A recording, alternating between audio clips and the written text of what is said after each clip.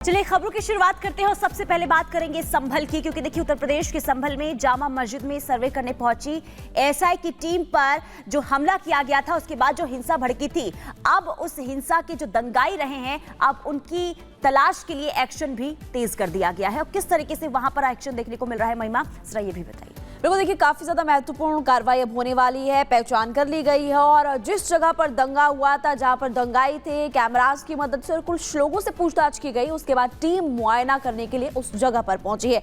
कुछ तस्वीर और अपडेट आपको इस रिपोर्ट के जरिए बताते हैं।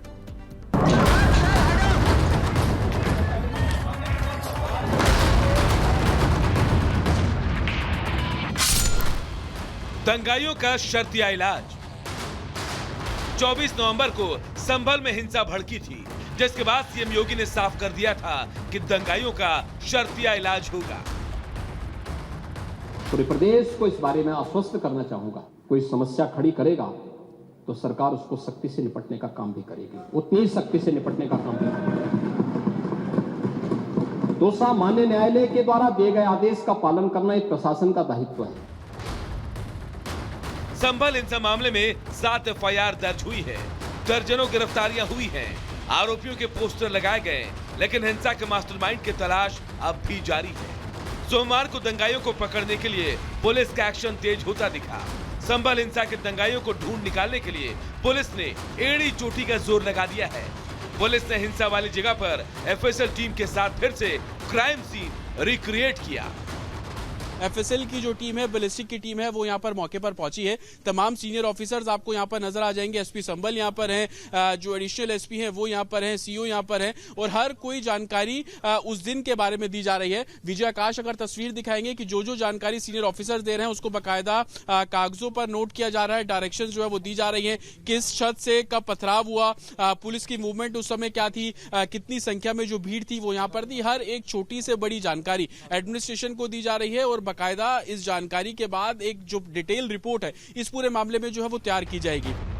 जामा मस्जिद के जिस जगह पर आगजनी और पत्थरबाजी हुई, वहां पर अलग अलग टीमों ने मुआयना कर फोटोग्राफ्स लिए, वीडियो रिकॉर्डिंग की गई।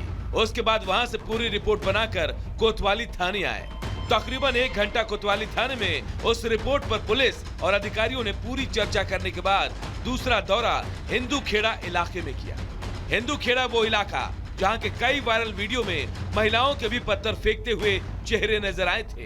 ये वो जगह थी जहां 24 नवंबर को भारी भीड़ इकट्ठा हो गई थी। उसके बाद अचानक पथराव शुरू हुआ और गोलियां भी चली थी। फोरेंसिक टीम ने उन घरों की छत पर पहुंचकर पड़ताल की, जहां से पत्थर भी चले और गोली भी। सूत्रों के मुताबिक अब जल्द गिरफ्तारियां हो सकती हैं, इसीलिए पुलिस हिंसा के असली आरोपियों तक पहुंचने का खाका तैयार कर रही है।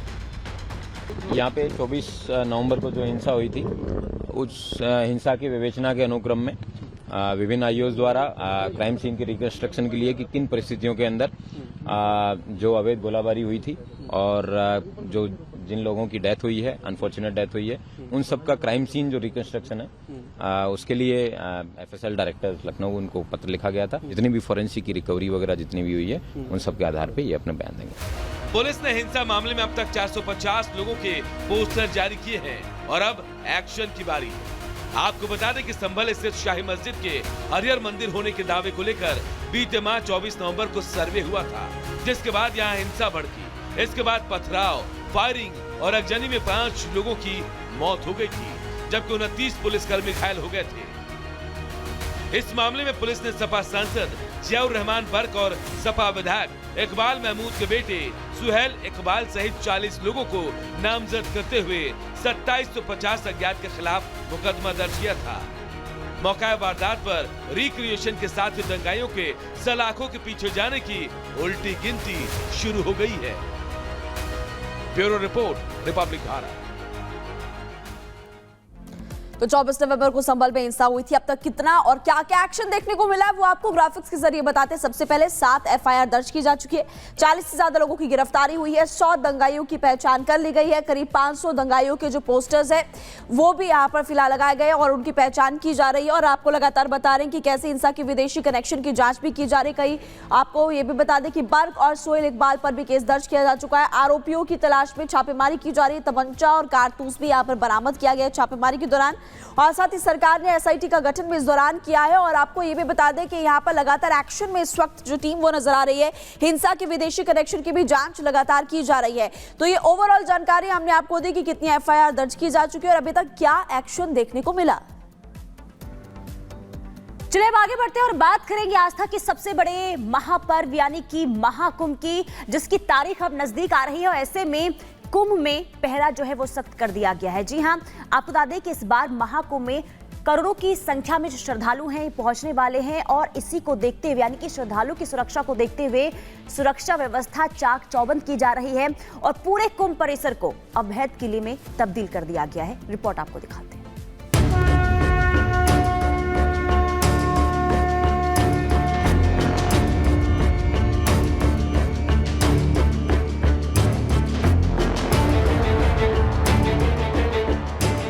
अभेद किले में तब्दील हुआ महाकुंभ।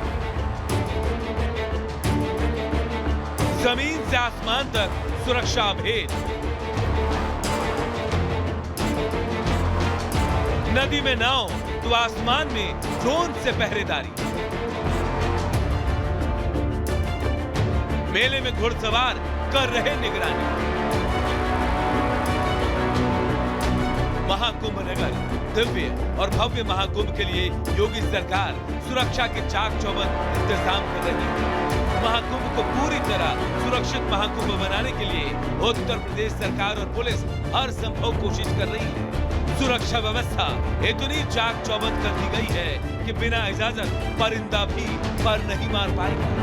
जमीन से लेकर आसमान तक, नदी से लेकर महाकुंभ मेला परिसर तक हर तरफ सुरक्षा भेद है। लाखों की भीड़ को कंट्रोल करने के लिए स्पेशल ट्रेंड माउंटेन पुलिस की तैनाती की जा रही है, जो जमीन और नदी दोनों जगहों पर तैनात है। महाकुंभ में सुरक्षा व्यवस्था जितनी हाईटेक की जा रही है, उतना ही परंपरागत तरीके से भी सुरक्षा व्यवस्था को संभाला जा रहा है।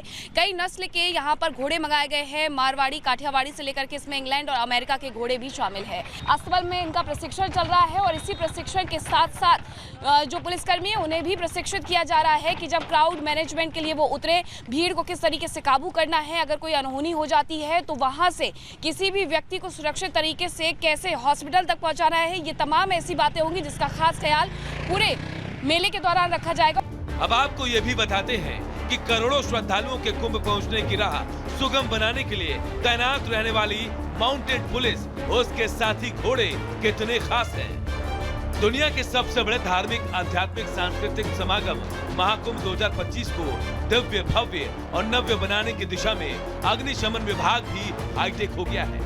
मेला क्षेत्र में हाईटेक इक्विपमेंट, क्विक रिस्पांस टीमें जीरो फायर कॉन्सेप्ट के साथ अलर्ट मोड पर तैनात हो गई हैं। महाकुंभ नगर के कुल 25 सेक्टर में 56 फायर स्टेशन बनाए गए हैं। इतना ही नहीं, 26 पुलिस चौकी के साथ ही जीरो फायर थीम पर काम हो रहा है।